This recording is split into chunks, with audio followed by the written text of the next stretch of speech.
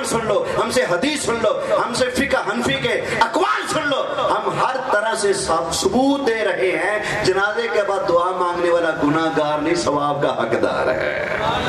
بولے سبحان اللہ۔ اب قرآن سے بڑی کوئی عدالت ہے؟ بولیے، گواہی دیں، سب سے بڑی سچی کتاب کون سی ہے؟ قرآن سے بڑی کوئی سچی کتاب ہے؟ چلو قرآن سے ہم یہ پوچھ لیتے ہیں، ایک بندہ دعا مانگنے والا ہے اور ایک بندہ دعا سے روکنے ٹوکنے والا ہے، مخالفت کرنے والا ہے، دعا مانگنے والوں پر اعتراض کرنے والا ہے، یا اللہ تو فیصلہ فرما۔ ہم تو نہیں کہتے نہیں مانگنے والا جہنم میں گیا، لیکن لوگ کی منگنا لے ٹوری کھڑے نہیں، یا اللہ تو ہی فیصلہ فرما دے جہنم میں کون جائے گا، مانگنے والا یا ٹوکنے والا۔ سنا دوں قرآن؟ بولیے سبحان اللہ۔ فیصلہ اللہ کے قرآن سے۔ میں آپ کو پارہ بھی بتاتا ہوں، پارہ 18واں ہے، سورہ المومنون ہے۔ گھر جا کر خود تسلی سے قرآن کھول کے دیکھ لینا۔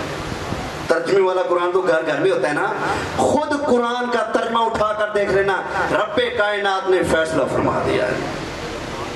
اب یہ سورہ المؤمنون کی آیت نمبر 104 ہے اور 105 ہے، 106، 107، 108، 109، 110 اور 111، یعنی 104 سے لے کر 118واں پارہ سورہ المؤمنون، آیت نمبر 104 سے لے کر 111 تک پڑھو، انشاءاللہ 14 طبق روشن ہو جائیں گے۔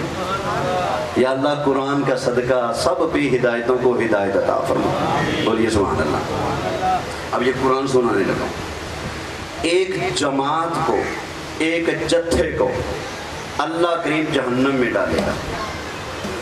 وہ جب جہنم میں جائیں گے نا تو اللہ کریم کی بارگاہ میں عرض کریں گے، ترلے کریں گے، منت کریں گے، یا اللہ مہربانی فرما، صرف ایک موقع عطا فرما، ہمیں یہاں سے نکال دے، دنیا میں دوبارہ بھیج دے، ہم اچھے کام کریں گے، دوبارہ ظلم اور زیادتی والے کام ہیں نہیں کریں گے۔ ان کی اور اللہ تعالیٰ کی جو گفتگو ہے، جو کلام ہے، اس کو اللہ نے اس مقام پر بیان کیا۔ ذرا توجہ سے سنیے گا، اللہ کریم فرمائے گا، أَلَمْ تَكُنْ آيَاتِي تُتْلَى عَلَيْكُمْ فَكُنْتُمْ بِهَا تُكَذِّبُونَ۔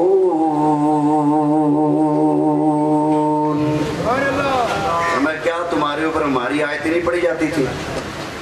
کیا تمہیں آیتیں پڑھ پڑھ کر مسئلہ نہیں سمجھایا جاتا تھا؟ الحمدللہ میں آیتیں پڑھ کر مسئلہ بنڈ کر کے سمجھا رہا ہوں۔ اللہ فرماتے ہوئے جہنم میں جانے والوں، کیا تمہیں قرآن نہیں سنایا جاتا تھا؟ تمہارے اوپر آیتیں پڑھ پڑھ کر تمہیں مسئلہ نہیں بتایا جاتا تھا؟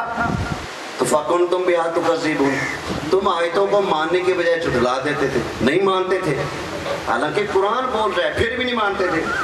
بندے آگے سے جواب دیں گے، قَالُوا رَبَّنَا غَلَبَتْ عَلَيْنَا شِقْوَتُنَا،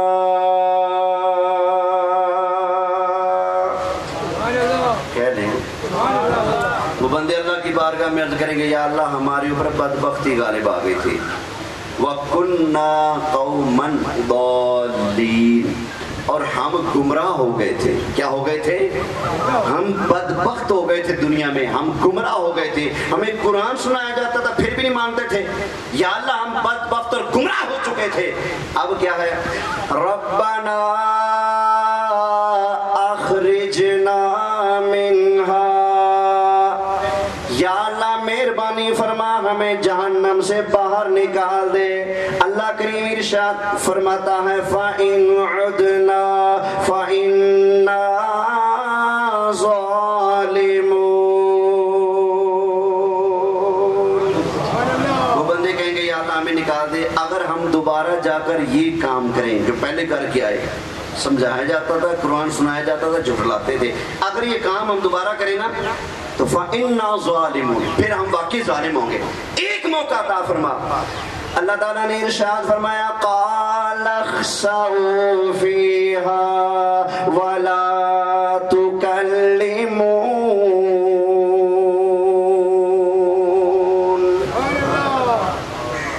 اب مرنا یہ ہے ہمارے خطیبوں اور نقیبوں نے ہماری قوم کو شعر و شاعری پر لگا دیا ہے. قرآن سن کر کہاں یہ سبحان اللہ کہیں گے؟ یہ تو دوڑے مائی سلطان بہو سن کر اپنے گریبان پھاڑ پھاڑ کر بولنے والے ہوتے ہیں.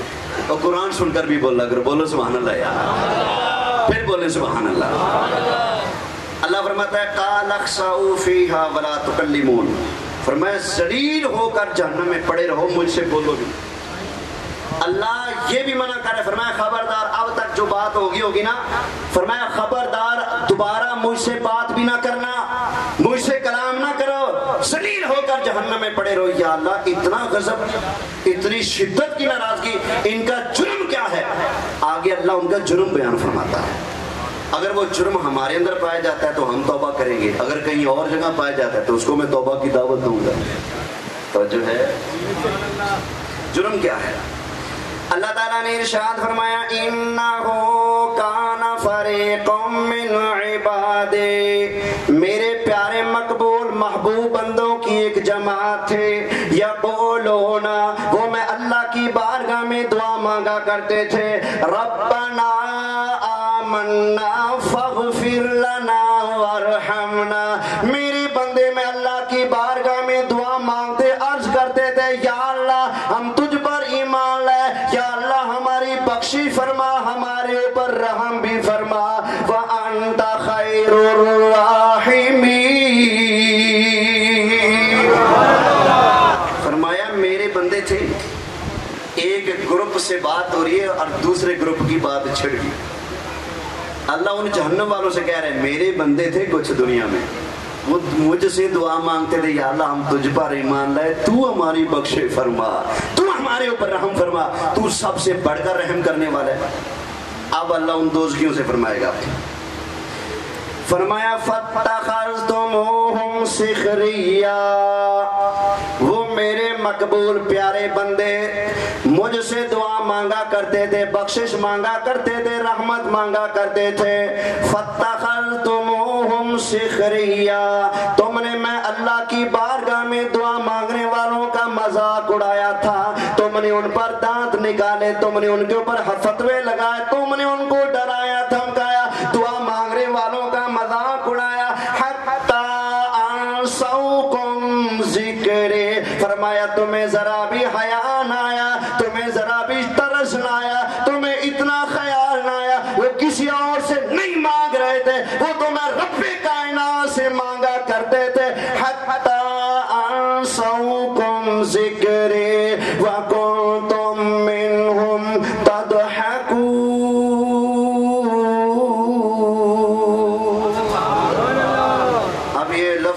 تضحکون جو عربی سے تھوڑا سا واقف ہے نا, وہ جانتے ہیں دہک ایک ہوتا ہے مسکرانا اور ایک ہوتا ہے دہک کرنا. دہک کا مطلب ہوتا ہے ایسے ہنسنا کہ دانت نکل آئیں. کس طرح ہنسنا؟ دند کٹ کے, منہ کھول کے, منہ پٹ کے, دانت نظر آنے لگائیں. اللہ فرماتا ہے تسی میری بارگاہ چ دعا منگن والے ہوتے دند کٹ دے اس کو. ان کا مذاق اڑاتے تھے, ان کا مذاق بناتے ہوئے ان کے اوپر ہنسا کرتے تھے, ان کے اوپر تم دانت نکالا کرتے تھے. حتی انسوکم ذکری, تمہیں تو میری یاد بھول گئی تھی, تمہیں اتنا خیال نہیں آیا. وہ دعا مانگنے والے مجھ سے مانگ رہے تھے. یہ قرآن ہے. اگر کسی کو لگتا ہے میں نے ترجمہ غلط کیا ہے, گھر جا کر اپنا ترجمہ اٹھا کر پڑھ لو. بولیے سبحان اللہ. اتنا واضح فیصلہ رب کائنات کا. جہنم میں کون جا رہے ہیں؟ دعا مانگنے والے یا بولے جو دعا کرنے والوں کا مذاق اڑا رہے ہیں, ان پر دانت نکال رہے ہیں, ان کے اوپر باتیں کستے ہیں, جملہ بازی کرتے ہیں, وہ جہنم میں جا رہے ہیں. رب کا قرآن سنا. اللہ تعالیٰ نے ارشاد فرمایا فَاتَّخَذْتُمُوهُمْ سِخْرِيًّا حَتَّى أَنسَوْكُمْ ذِكْرِي وَكُنْتُمْ مِنْهُمْ تَضْحَكُونَ.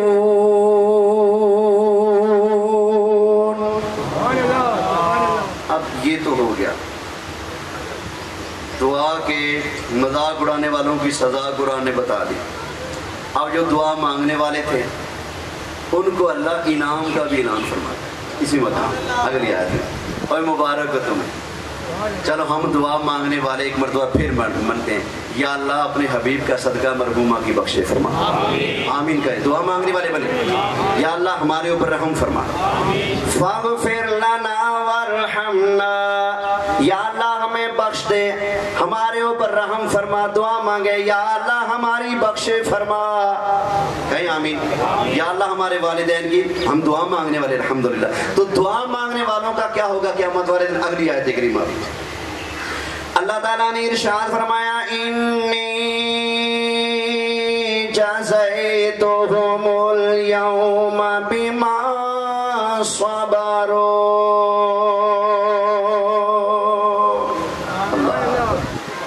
اللہ جہنمیوں سے کہہ رہا ہے، فرمایا جہنم والے ہو، آج میں جزا دوں گا ان کو جو مجھ سے دعائیں مانگا کرتے تھے، اور تمہاری ان دل خراش باتوں پر بیمان صبر، وہ صبر کرتے تھے، اس صبر کے بدلے میں آج ان کو میں جزا دوں گا، انعام دوں گا۔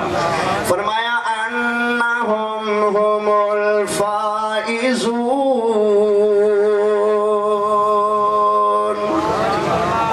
اللہ فرماتے ہوئے جہنم میں چلنے والوں، میرے وہ جو بندے تھے نا، وہ بندے میرے جو مجھ سے دعائیں کرتے تھے، بے شک آج وہی کامیاب ہیں۔ اللہ اکبر۔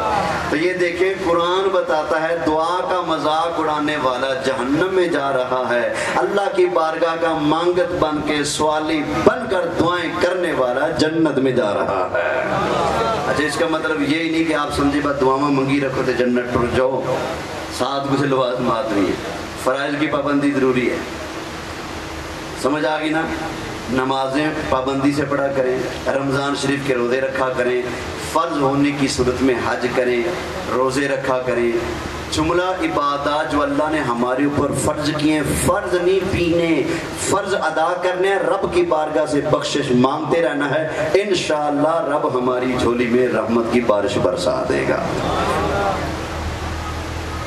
اللہ تعالیٰ کی بارگاہ میں دعا ہے، اللہ کریم میری یہ گفتگو اپنی بارگاہ میں قبول فرمائے، اور اللہ تعالیٰ مرحومہ کی بلا حساب بخشش فرمائے۔